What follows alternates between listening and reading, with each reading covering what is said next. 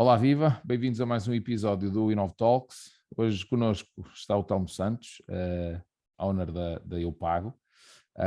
Bem-vindo antes de mais, Telmo. Obrigado pela tua disponibilidade para estares presente. E queria começar por te fazer uma questão daquelas que resumem um pouquinho daquilo que tem sido o teu percurso académico, o teu percurso profissional. E no fundo, como é que surge a Eu Pago na sequência disto? Olá, João. Em primeiro lugar, quero agradecer o convite. É sempre um prazer partilhar a experiência que eu tive até agora e partilhar com toda a gente. Se calhar começar por falar então da minha formação académica, que acho que é importante para o estado atual da nossa economia ou da nossa sociedade. Eu sou formado em Ciências de Computadores e, e faz parte da nossa formação. Sou um programador, um arquiteto de software e nesta fase em que nós vivemos, a tecnologia é cada vez mais importante. Eu acho que essa é uma das bases para termos montado uma empresa com o sucesso ou com o protagonismo que tem tido a Eu Pago nestes últimos anos. A Eu Pago é uma empresa financeira, mas que tem por trás uma base tecnológica e que tendo em conta a formação que eu tive, acho que foi importante, tal e qual a formação que o meu sócio tem, o José Veiga, que também é engenheiro informático. Acho que a nossa formação académica marca muito o percurso e o modo de trabalhar que tem a Eu Pago. Uhum. O que é que vocês fazem concretamente? Ou seja, vocês no fundo são uma fintech, não é? Como vulgarmente se diz.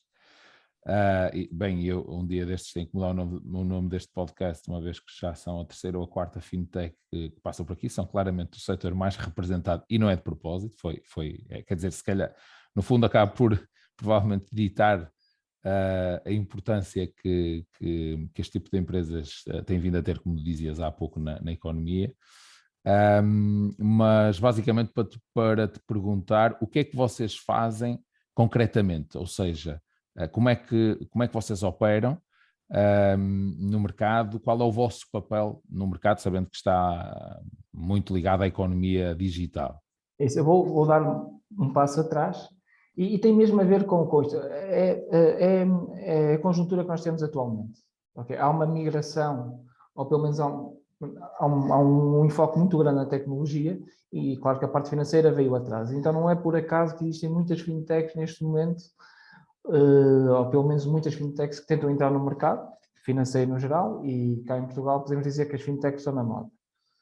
Mas ser uma fintech não é para qualquer um. Não é só necessário ter um background de ser um programador. Mas sim, aquilo que nós fazemos é nós inventamos soluções tecnológicas ao serviço a serviço da parte financeira e tentamos fazer com que as empresas mais pequenas, que têm menos conhecimentos, menos acesso a pessoas tecnológicas, que é cada vez mais difícil encontrar técnicos qualificados e que possam ajudar as empresas mais pequenas a crescer. Então, o papel que nós fazemos aqui é permitir que as empresas mais pequenas tenham acesso à mesma tecnologia que as grandes empresas têm. Então, nós conseguimos dar as ferramentas a uma pequena empresa, a um pequeno empresário, dar as mesmas ferramentas que, por exemplo, vou falar aqui, uma empresa como a Sonei tem. Vai ter acesso a referências multibanco, ou ter acesso a pagamentos via cartão de crédito, não é de simples implementação, é preciso ter bastante conhecimento. E nós aqui conseguimos fazer com que o esforço tecnológico que nós fazemos, o nosso conhecimento é partilhado com todas essas empresas, sem que eles tenham que fazer um grande investimento. Nós, no fundo, o que fazemos é inventar soluções à medida de pequenos empresários, de modo a que eles possam crescer com as mesmas armas ou com as armas mais parecidas possíveis que têm os grandes grupos económicos. Certo. Ou seja, no fundo aquilo que estás a dizer é que democratizam de alguma forma o acesso a métodos de pagamento, portanto, quando estamos aqui a falar sobretudo de e-commerce, não é? Soluções de comércio digital ou também outros negócios e outras áreas. Nós abrangemos todas as áreas. Naturalmente, devido à nossa formação, à nossa idade, ao nosso background, nós somos muito fortes no comércio eletrónico. Eu Pago é uma spin-off de uma empresa de comércio eletrónico e quando nós lançamos uma solução é porque ela já foi testada internamente e porque sabemos com toda a certeza que vem colmatar alguma falha no sistema. Posso, por exemplo, dar um exemplo concreto. Numa das empresas do grupo, é uma loja de comércio eletrónico, já é bastante conhecida, e sentimos que há uma necessidade de relembrar as encomendas que ficam perdidas. Então, naturalmente, internamente, nós pensamos numa solução, lançamos para o mercado e depois disponibilizamos a todos. Não é difícil perceber que uma grande empresa consiga enviar SMS, a fazer reminders, um carrinho de compras ficou perdido. Ou não é difícil perceber que uma grande empresa consiga fazer automatismos para que no final de um dia ou 2 horas depois consigam enviar um e-mail a relembrar que a encomenda está perdida. Para eles não é difícil, mas para um pequeno empresário, para uma pequena empresa, sim. É difícil e nós apoiamos no conhecimento que temos e para partilhar com, como eu disse, pronto, como estávamos a falar, com empresas mais com menos capacidades tecnológicas. Certo. Não tem que ser financeiras, muitas vezes são tecnológicas.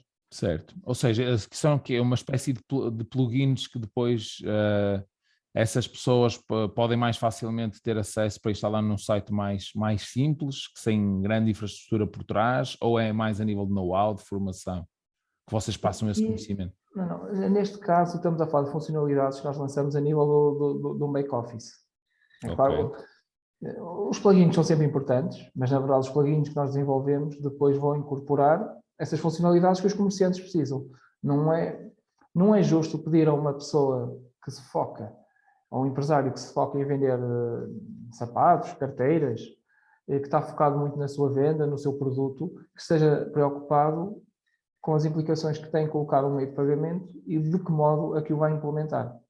Então nós damos os nossos plugins, nós fornecemos os nossos plugins de modo a que a configuração seja simples e seja só selecionar uma opção. Sim, quero ter um reminder para pagamento, sim, quero enviar por SMS ou não, quero colocar uma data limite ou não. Ok. E aquilo que tu dizias há pouco é que antes de existir este tipo de soluções, as outras soluções, como as referências multibanco, os cartões de crédito, são mais complexos de implementar. Ou seja, como deste o exemplo da Sonai, por exemplo, ou seja, é mais, são soluções que necessitam de uma capacidade, eventualmente financeira ou de recursos, falando de uma forma mais geral, para poderem ser implementadas, precisam de maior capacidade, habitualmente. Precisam de capacidade técnica no momento do desenvolvimento e depois é necessário efetuar um acompanhamento gradual, não é? O pós-desenvolvimento de serviço. E isto sai muito caro.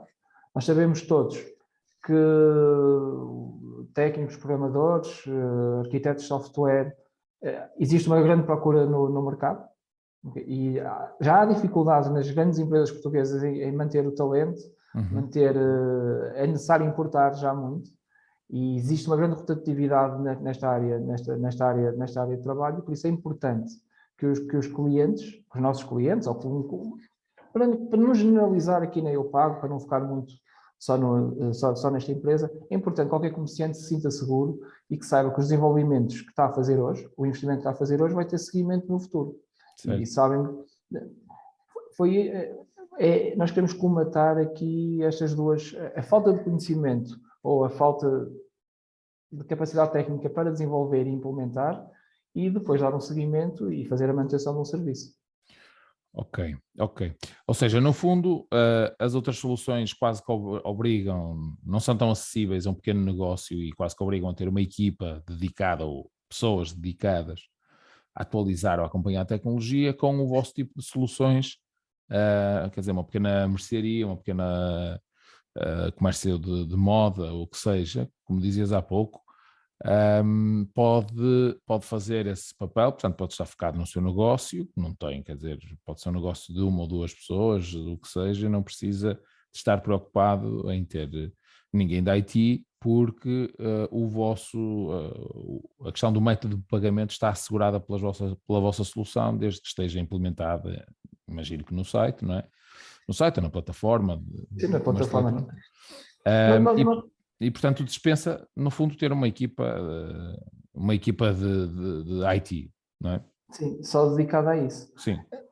E é um investimento forte que nós fazemos, uma equipa de suporte que seja que consiga passar a informação de um modo que esses pequenos médios lojistas consigam entender. Porque é muito... Vamos imaginar, eu começo por abrir agora um site. Lembro-me, tenho uma grande ideia de comércio eletrónico. Vou tentar integrar um meio de pagamento, um Visa, um Mastercard, um MBWay. Só e o tempo de desenvolvimento que eu vou gastar é tão grande que os 3 ou 4 meses que eu vou demorar a fazer isso, e contratar os serviços, a ir ao banco, quase que deita a ideia, vai logo por água abaixo, porque por isso simplesmente esbarram logo aqui nos pagamentos, que é a coisa mais, não vou dizer que é mais importante, mas é uma das mais importantes, ter uma boa experiência quando chegamos à parte final de um carrinho de compras. Certo. Mas aqui nós estamos a focar no e-commerce, mas não tem que ser assim. Há muitos negócios offline que necessitam ter um meio de pagamento que seja eficiente, porque no fundo, qualquer comerciante, o que ele sonha é vender, e nós ajudamos a que essa venda seja o mais fácil possível. E como é que vocês podem ajudar nesses casos, no caso do offline? O offline ainda está a passa neste caso, em Portugal, quase sempre pelo multibanco, e nós temos um trabalho, temos um grande trabalho por exemplo, na emissão de documentos, porque se é preciso emitir uma carta física para enviar a uma clínicas e associações precisam de cobrar os seus associados, nós ainda fazemos um esforço extra para sermos nós a fazer a desenhar um PDF que posteriormente possa ser imprimido e ser enviado Mas no fundo aos pagamentos finais. Oferecem também a solução de pagamento com um serviço complementar de notificação, depois, no fundo, não é? Neste caso, mas por via mais física, não é? Sim, ao comprador, mas depois este tipo de empresas usa muito o nosso back-office, que foi algo que também nós estamos muito, para consultar a informação financeira e para gerir os próprios negócios por lá. Por isso o nosso trabalho não se esgota nos pagamentos, esgota-se na ajuda à escolha do meio de pagamento mais adequado, nem sempre os comerciantes, aquilo que eles pensam que pode não ser o mais adequado, sabe que é um trabalho de formação, de acompanhamento, e que sinceramente é aquilo que mais me satisfaz, é perceber que há pequenos negócios que agora já são médios e que nos agradecem claramente que nós por termos tido o apoio e por termos acreditado neles numa fase em que era um cliente pequeno. Ok. Ou seja, vocês no back-office, e desculpa estar a fazer tantas questões, mas é um bocado o meu papel, por um lado por ser curioso e por gostar depois que também toda a gente fique com acesso à informação, para perceber exatamente o que é que estamos a falar, não é? O que é que estamos a conversar e qual é a solução que vocês oferecem. Ou seja, no fundo aquilo que estás a dizer é que também, para além de tudo isto que estamos a falar, no próprio back-office, vocês trabalham os dados de forma a que o empresário possa tomar decisões, não é? Porque no fundo, quer dizer, hoje qualquer negócio, e já tenho falado aqui noutros episódios, a economia dos dados é extremamente importante, não é? Ainda mais associada a vendas. Portanto, era isso que estavas a mencionar, ou seja, no back-office vocês também dão dados e trabalham dados para, não sei, uma espécie de business intelligence, para dar alguma capacidade de business intelligence ao outro lado, ao vosso cliente, é isso? Sim, nem que seja, pelo menos, ter boas listagens e bons relatórios para percebermos qual é que é o meio de pagamento que converte mais. Ou, por exemplo, se nós temos um comerciante que venha mais do mercado offline com algumas lojas, qual é a loja que está a vender mais? Ou que meio de pagamento tem mais sucesso por loja? Controle dos utilizadores, tudo isso é muito importante. O controle de permissões, não é? A loja A não tem que ter acesso às vendas da loja B, se o administrador assim o decidir. E depois há aqui um ponto muito importante que tem a ver com a infraestrutura técnica. Naturalmente, não é só desenvolver o serviço. É preciso garantir que ele está estável e que ele funciona todos os dias, todo o ano. O e-commerce não fecha. Não há férias de Natal para o comércio eletrónico, não há férias de Natal para o comércio eletrónico, mas os servidores caem. Por isso é uma infraestrutura atrás. Que esteja baseada... O sítio onde ela está baseado é irrelevante, desde que seja redundante e que esteja sempre operacional, é mais um dos fatores que nós conseguimos trazer e que conseguimos partilhar por todos os comerciantes. Por isso, há aqui muitos mais fatores, não é só o meio de pagamento, é também a fiabilidade. Ok. Falando mais do ponto de vista do mercado, vocês sozinhos, no ano passado, em 2021, intermediaram compras mais ou menos no valor de 450 milhões de euros. Portanto, o que correspondeu a um aumento de mais ou menos 40% no mercado. Isto é o reflexo da expansão do próprio mercado, ou também é de uma maior penetração da vossa empresa em função da concorrência, ou é um aumento do próprio mercado? Quando o crescimento é tão grande, nós aqui podemos dizer que sim, que existe um aumento. Claro, tivemos uma pandemia, um confinamento, exigiam mais compras online, que era um segmento onde nós éramos fortes. Existiu também um grande interesse da nossa parte em dar soluções. Todo o país, se calhar todo o mundo foi solidário, mas nós conseguimos, com 2 ou 3 empresas cá em Portugal, montar soluções para permitir aos clientes que estavam no offline conseguir vender rapidamente online. Mais uma vez, através do nosso back-office, mas rapidamente desenvolvemos uma solução onde um cliente, um comerciante que apenas atende ao telefone e queira permitir que o comprador faça uma compra remotamente, nós também permitimos esta solução. Se nós acrescentarmos aqui 200 comerciantes, e se estes 200 comerciantes fizerem 10 vendas ou 20 vendas por dia, isso faz também com que aumente naturalmente o montante transacionário. Por isso é tudo. É um interesse específico no mercado. É o serviço que nós vamos prestando e que mantém fiel os nossos comerciantes, que isto é muito importante.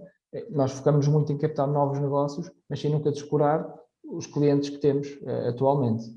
Eu costumo aqui internamente falar com as equipas de vendas e de apoio ao cliente que, pelo menos, nem eu pago, nunca vamos cometer aquilo que eu acho que é um pequeno erro na parte dos operadores de telecomunicações, não sendo um erro estratégico, mas que eu como cliente não gosto, que é sentir que um cliente novo tem todas as mordomias e que eu, que sou um cliente de uma operadora de telecomunicações há 10 anos, pago muito mais ou tenho menos serviços que um cliente novo. Eu sinto que a fidelização do cliente não é muito levada a sério. E eu aqui é algo que internamente deixo sempre bem claro, que um cliente antigo é ainda mais importante que o novo cliente. Se é que podemos dividir por importâncias, mas nunca descuramos isso. Por isso o nosso crescimento é fruto do trabalho que temos a manter os clientes atuais satisfeitos, dando boas condições e dando o mesmo nível de atenção que temos, o mercado e, claro, fruto também desta pandemia, que fez com que as vendas online crescessem bastante. Pois, e essa era uma das questões que eu tinha aqui para te fazer, que imagino que exista para o vosso negócio, não é? No vosso mercado. Quer dizer, isto existe para toda a gente, não é? Um pré e um pós-pandemia. Pós, entre aspas. Vamos partir do pressuposto que estamos num já estamos pós-pandemia. nessa fase. Portanto, isto é uma realidade para toda a gente, mas no vosso negócio acredito que seja especialmente marcante esta data. Portanto, quais é que são as diferenças do vosso mercado, do vosso negócio em, por exemplo, 2019, portanto, pré-pandemia, face agora a 2022? O que é que mudou?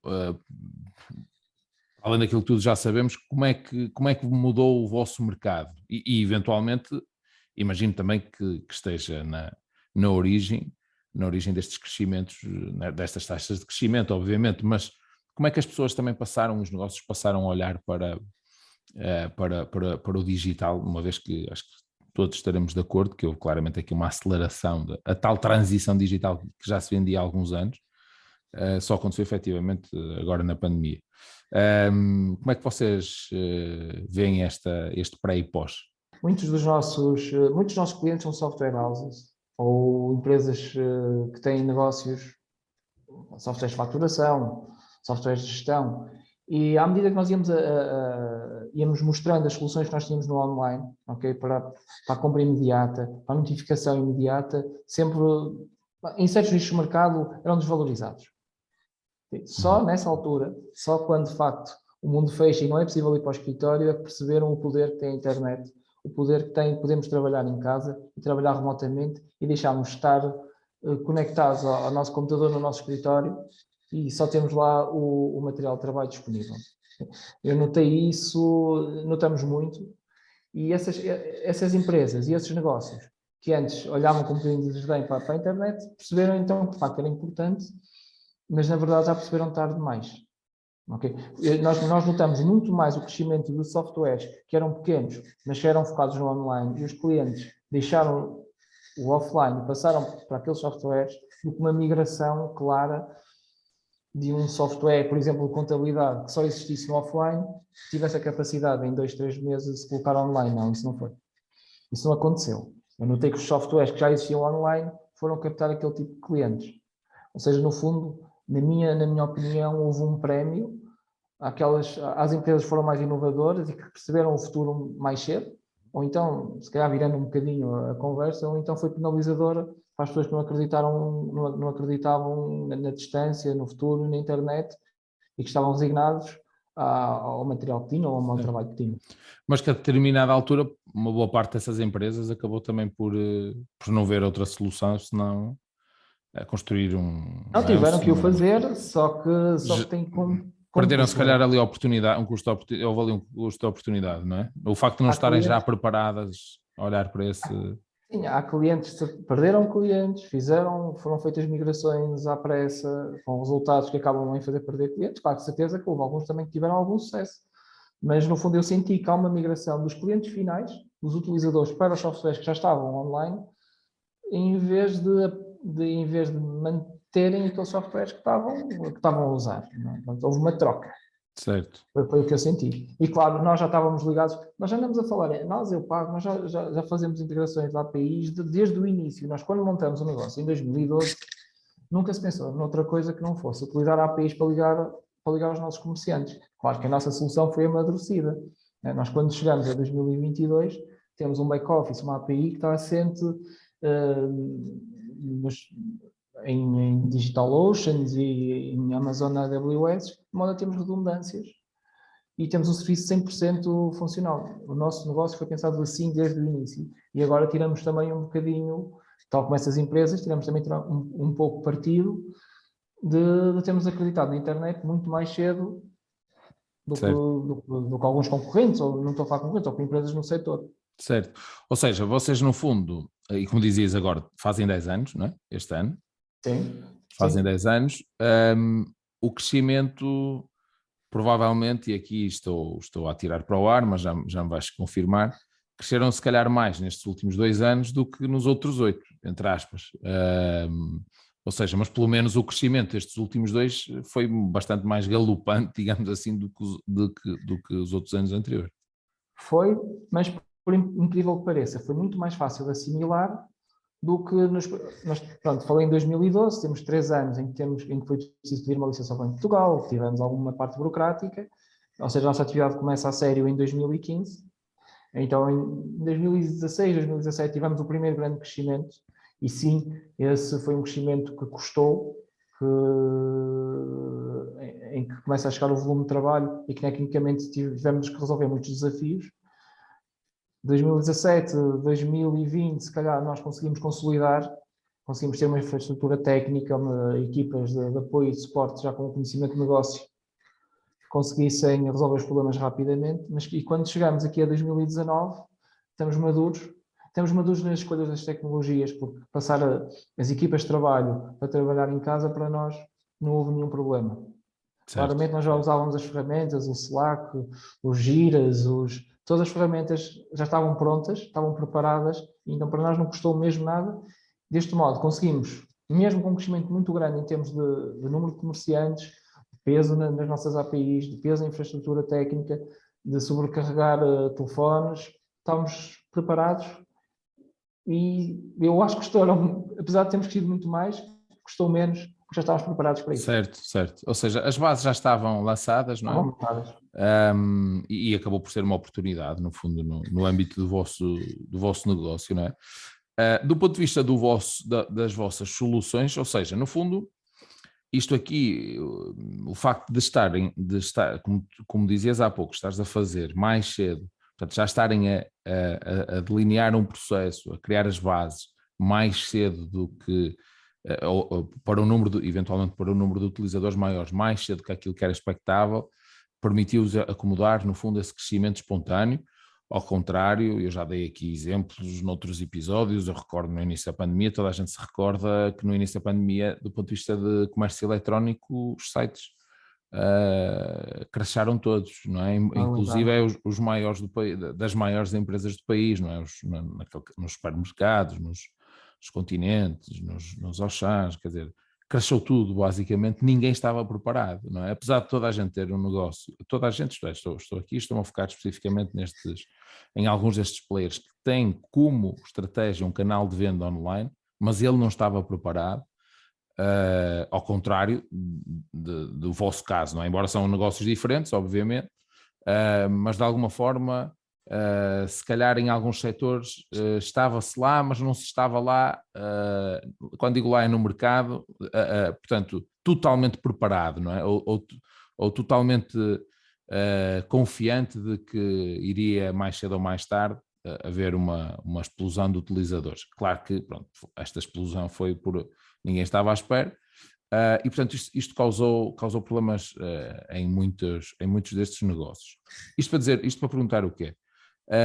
O papel da inovação esteve de alguma forma, ajudou-vos a estar preparado, ou tem-vos ajudado neste caminho que vocês têm feito, a virem a crescer de forma consolidada, e de que forma é que vocês, mais do que ver que é uma solução de futuro já há bastantes anos, de que modo é que vocês também olham para a questão da inovação internamente? Não só a nível do processo, não é? Porque, como disseste, a nível do processo, de alguma forma produtivos até já estavam preparados, mas a nível do produto ou organizacional, da forma de comunicar, como é que vocês encaram a questão da inovação também como método para vos ajudar a crescer? Isto tem muito a ver, isto tem a ver com a cultura da empresa, é a cultura das pessoas que cá trabalham, é a minha também, que eu costumo dizer, eu sou um geek, não é? Estou sempre interessado nas coisas novas, já desde miúdo, sou daqueles miúdos que andavam a desmontar o rádio e deixavam tudo aquilo em peças, e por isso há uma vontade natural de querer arriscar e de querer experimentar coisas novas. Eu aqui vou passar um pouco até para um plano mais pessoal, tem a ver com uma experiência de trabalho que eu tive antes de estar cá, que foi montar um sistema VoIP de telefones quando isso ainda muito pouca gente ouvia falar. Até é curioso, porque bate um bocadinho com a nossa situação atual, tem a ver com uma altura em que houve um boom de imigração das pessoas do leste para Portugal. Uhum. E havia muitos ucranianos, eu conhecia muitos, havia uma comunidade muito grande. Então o VoIP, nessa altura, era uma ferramenta que no sítio onde eu trabalhava tornou-se um chamariz de clientes novos. O VoIP não era conhecido, montou-se um VoIP sobre telefones e esta inovação trouxe novos clientes. Eu aprendi aí que, de facto, arriscar nas coisas novas vale a pena. Não sou só eu que sou curioso, as pessoas gostam de experimentar coisas novas e normalmente as coisas novas trazem vantagens. Naquele caso era fazer chamadas de longa distância a um preço muito, muito menor. E, neste momento, o que nós fazemos é montarmos soluções deste género. O MBWay, eu lembro-me que também fizemos as primeiras transações a nível nacional. Eu lembro-me de ir a um banco tentar ativar e ninguém sabia o que era. Okay. Dentro das soluções que temos cá em Portugal, tirando a própria CIBS, como é óbvio, nós fomos os primeiros a acreditar e isso trouxe-nos também novos clientes. Isso é esta cultura de tentar perceber que a tecnologia, as coisas novas chegam, testar, ver se de facto se enquadram naquilo que é o nosso mercado, criar é vontade de arriscar. A inovação é isso, é ver o que existe, ver o que está a chegar e tentar arriscar antes de os outros, que é para sermos os primeiros a dar o primeiro passo e estamos na linha da frente. Eu acho que isto ter equipas, e depois é muito importante que as pessoas que trabalham connosco, as nossas equipas, gostem também desta constante mudança e deste constante arriscar. É menos estável, é verdade. É mais suscetível a erros, também é verdade. Mas no final, a satisfação que nós obtemos de inventar um sistema, um produto, ver que funciona, isso nos faz ir para casa feliz e perceber que o trabalho que nós estamos a fazer no dia a dia é satisfatório para nós, mas que ajuda milhares de pessoas milhares de famílias. Este é um trabalho que eu acho que é mesmo muito importante. Sinceramente, no meu caso pessoal, e trazendo isto à pessoa, ao Telmo Santos, eu acho que é a coisa que mais me motiva é conseguir partilhar o conhecimento que fui adquirindo com um montão de pessoas com N negócios e levar-lhes umas coisas que não conseguiam fazer. Por isso, a inovação é a nossa água, é assim que nós sobrevivemos e necessitamos de inovação todos os dias, de inventar todos os dias para ir para criar novas soluções. Certo. Eu, por acaso, identifico-me, enquanto consumidor, que de facto a solução do MBWay é a solução mais simples, mais prática, para se fazer uma compra. E de facto é algo recente, não é? Ou relativamente recente. João, desculpa, só porque isto não é só, porque eu estou a aceitar, isto não é só visão, isto não é visão, é sorte de ter nascido também numa altura em que estas coisas acontecem rapidamente todos os dias e é algo geracional. Eu tenho 40 anos, a internet, se calhar cá em Portugal, desde 1995, foi começando a ter um boom, não sei, eu tenho uns 14 anos, por isso eu acompanhei, até comecei tarde relativamente a alguns colegas, mas desde os 15 anos aos 20, e agora dos 20 aos 40 é numa altura em que nós podemos arriscar. Provavelmente se eu tivesse 60 anos, teria a mesma visão, mas cá não tinha a mesma vontade de arriscar que temos. Isso também é um bocadinho da sorte, estamos na altura certa, está no sítio certo na altura certa. Não quer dizer que somos uns visionários e que não é.